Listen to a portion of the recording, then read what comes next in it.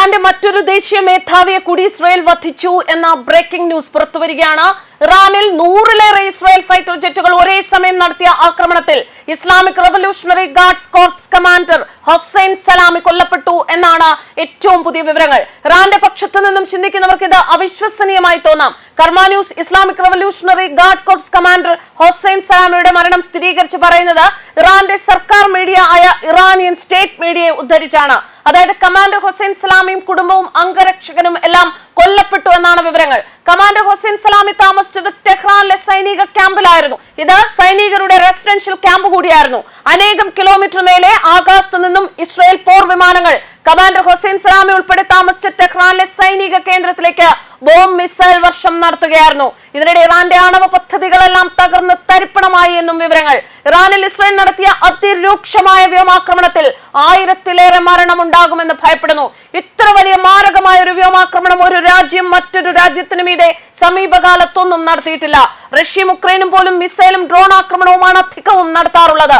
ഈ സമയത്താണ് മിഡിൽ ഈസ്റ്റിലെ ഏറ്റവും വലിയ സൈനിക ശക്തിയായ ഇറാന്റെ തലയ്ക്ക് മുകളിൽ 100-ലേറെ ഇസ്രായേൽ വിമാനം നേരിട്ട് പാഞ്ഞു വന്ന് ടെഹ്റാനെ കത്തിച്ച് ചാമ്പലാക്കിയത്. ഇസ്ലാമിക് റവല്യൂഷണറി ഗാർഡ്സ് കോർപ്സിന്റെ തലവനായ major general Hossein Salami IRGC ആസ്ഥാനത്ത് ഇസ്രായേൽ ഭരണകൂടം നടത്തിയ ആക്രമണത്തിൽ രക്തസാക്ഷിത്വം വരിച്ചുവെന്ന് ഇറാനിയൻ പ്രാദേശിക തസ്നീം വാർത്താ ഏജൻസിയും റിപ്പോർട്ട് ചെയ്യുന്നു. ഇറാന്റെ റവല്യൂഷണറി ഗാർഡ് രാജ്യത്ത് മതനിയമം നടപ്പാക്കുകയും മുൻപ് പർദ്ദ ധരിക്കാത്ത സ്ത്രീകളെ വധിക്കുകയും ചെയ്ത് കുപ്രസിദ്ധി നേടിയതാണ്. ഒരുപക്ഷെ വസ്ത്രധാരണത്തിന്റെ പേരിൽ അനേകം ഇറാനിയൻ സ്ത്രീകളെ കൊന്നൊടുക്കിയതിന്റെ ശാപവും ശിക്ഷയും ഒക്കെയാകാം ഈ വിധി. ഇപ്പോൾ ഇറാന്റെ റവല്യൂഷണറി ഗാർഡിനും വന്നിരിക്കുന്നു. അതിന്റെ തലവനെ തന്നെയാണ് ഇസ്രായേൽ തീർത്തത്. ഇറാനിൽ മതനിയമം നടപ്പാക്കുകയാണ് ഇറാന്റെ റവല്യൂഷണറി ഗാർഡിന്റെ മുഖ്യ പരിപാടി. അതോടൊപ്പം തന്നെ ഇറാന്റെ ബാലിസ്റ്റിക് മിസൈലുകളുടെ ആയുധ ശേഖരവും അവർ നിയന്ത്രിക്കുന്നു. ബാലിസ്റ്റിക് മിസൈൽ സൂക്ഷിക്കുന്നതും ഉപയോഗിക്കുന്നതും ഇവരുടെ നിർദ്ദേശത്തിലാണ്. ഇപ്പോൾ ഇസ്രായേൽ കൊലപ്പെടുത്തിയ Islamic Revolutionary Guards Corps commander Hossein Salami ഇറാന് നഷ്ടപ്പെടുന്ന രണ്ടാമത്തെ ദേശീയ മേധാവിയാണ്. ഇറാന്റെ സൈനിക മേധാവി മുഹമ്മദ് ബാഗേരി ഇസ്രായേൽ വധിച്ചു എന്നത് നേരത്തെ പുറത്തുവിട്ടിരുന്നു. 2 ദേശീയ തലവന്മാരെയാണ് ഇസ്രായേൽ കഴിഞ്ഞ രാത്രി വധിച്ചിരിക്കുന്നത്. ഇറാന്റെ സൈനിക മേധാവി മുഹമ്മദ് ബാഗേരിയെ വധിച്ചത് രാത്രി അദ്ദേഹം വീട്ടിൽ ഉറങ്ങിക്കിടക്കവെയാണ്.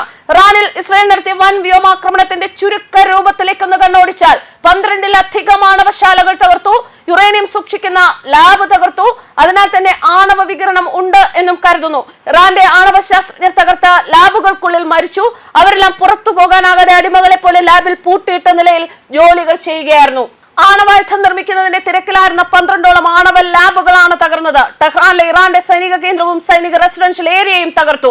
ആയത്തുള്ള അലി ഖൊമൈനി ബങ്കറിൽ ഒളിച്ചു.